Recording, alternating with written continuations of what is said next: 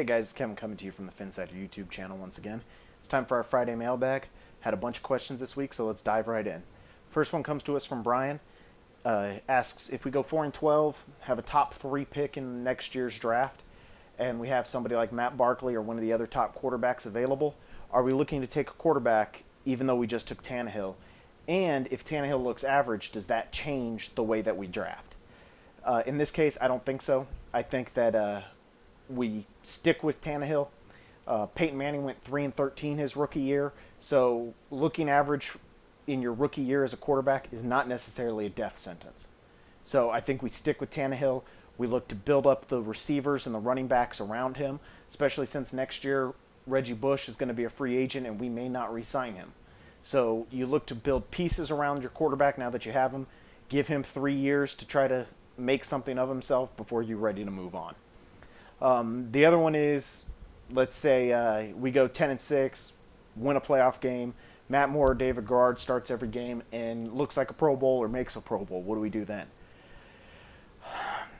I go back and forth on this. Both of them are on one-year contracts, so both of them, or either one of them, if they make a Pro Bowl or something, could be looking for a big money contract. I don't see that happening. It's probably Tannehill's even then. If they want to come back for cheaper money or aren't looking for some huge contract, maybe they do come back and Tannehill develops another year. It's not a bad thing for Tannehill to sit a second year. Do I think it's going to happen? No. I think this team is Tannehill's in 2013, but it could happen. So, Brian, hope those answer your questions. Next up, we have Eric, who's Closet FinFan on the site, and you can follow him on Twitter at XTheRainmanX. Looking for the defensive side of the football, do we have the players and coaches to thrive as a 4-3 instead of a 3-4? And I think absolutely we do. I think that you're going to see Carlos Dansby do really well as a middle linebacker. Koamisi probably is going to grow a lot in a weak side, strong side linebacker type role instead of an outside linebacker pass rushing type role. With the guys in the center, Paul Soliai obviously can clog up the middle. You put Randy Starks into the middle. Remember that a few years ago he was going to be the nose tackle for the team. Injuries forced him to move back outside as a defensive end, which is why Soliai got to start. So Starks can be in the middle and it won't cause a problem. I think that we do have the coaches. Kevin Coyle, the defensive coordinator, this is his baby. This is his defense. He knows how to run the 4-3. I think we should have a smooth transition. Most of the time you'll see teams struggle the first year making that transition because it is such a transition and they don't have the players to make the swap easily. I think we're lucky in that sense. We have the players to do it. So we should see good success out of the defense in the 4-3. And remember, it's also supposed to be a hybrid. So with a hybrid 4-3, we should see some 3-4 sets.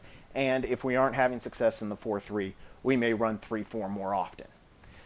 Last year, we were a 3-4 hybrid, but we ran 4-3 a lot. Cameron Wake played with his hand in the dirt on most downs.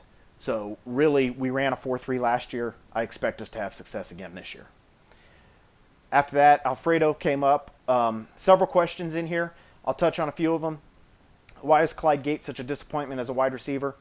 And then it goes on, is it bad quarterback play or is it something else? Or is it bad scouting? Those type of things.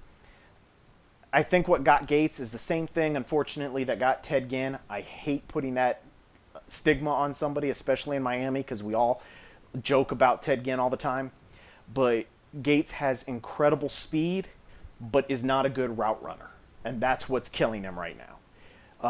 If he goes out in training camp and shows he can run routes really well, he has a chance to make this team. And I put him right on the bubble. If you see it on my offensive depth chart on the site that I posted up earlier today, he's very much so a bubble player. He can make the 53-man. He could just as easily be cut. So it'll be interesting. Wallace and Pruitt, they both are having good OTAs and mini camps. I think both of them make the team this year. I don't know if we can expect great things from them. I expect more from Roberto Wallace than from Julius Pruitt, but I think either one of them could have a breakout year. I do think they both make the team, but I think they'll be further down the depth chart. And even though we'll spread the ball around, I think Brian Hartline, Devon Best, Chad Johnson, and then the running backs and tight ends take catches away from the two of them. Finally, excuse me, sorry. Finally, Philbin not calling plays in Green Bay really has no bearing on the team. He set up the offenses, but if it's 4th and 3 on our 40 and we're trailing by 5, who makes that decision? Philbin will make the decision. Sherman will make the play call. I think that's how it'll go. Sherman is our play caller. Philbin will make the decision on whether or not we go. So, Alfredo, there's the answer to your questions. And moving on, we have Reno, who says basically with all the receivers that are coming out and getting cut right now or available right now, shouldn't we look into getting somebody else? You left out Chad Johnson. I don't know if that was on purpose or if you just forgot about him. I really think Chad Johnson is that veteran that the team has right now. I'm interested in the Chris Chambers idea. If he can come back and show that he's healthy, I think he could be a good influence on the locker room. Not necessarily a huge production guy, but somebody who could make the team and be the workout guy that the young receivers need to see. I would expect this team to be looking at some of these other wide receivers. I don't know if they will pick any of them up. It'll just depend on how training camp goes and what we look like in probably that first preseason game before we make any moves. Sorry about that. Christopher, with our last question this week. Next year, in 2013, the Packers are looking at both Donald Driver and Greg Jennings being free agents. Assuming that one of them will be back, one of them will go, would we be interested in whichever one leaves, and which one do I think they will let go, and which one would I be interested in? I'm guessing that Driver will be the one that's out, and Jennings will be back. Purely speculation, guess, have no idea for sure, but that's the way I would see it going down. I could see the Dolphins having interest in him. I think he would be somebody that they could bring in, but I would be more interested in seeing what they could do in the draft than in necessarily bringing Driver in right away in free agency.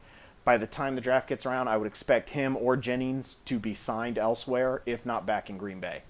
So while it would be interesting, and Philbin, obviously with the offensive coordinator connection to Green Bay, would have ties to them, I don't know if that's the way the team would go. So that's all for this week's mailbag. Remember, you can send us an email. My email address is everywhere on the site. All you have to do is click on my name. It'll be there on my profile page. It's also at the bottom of every single page on the Phinsider. Send us your email. We'll get it in. If you add your Twitter handle, like Eric did, we'll include that on the show, and hopefully you can get some followers out of it. This is Kevin for the Phinsider. Thanks for watching.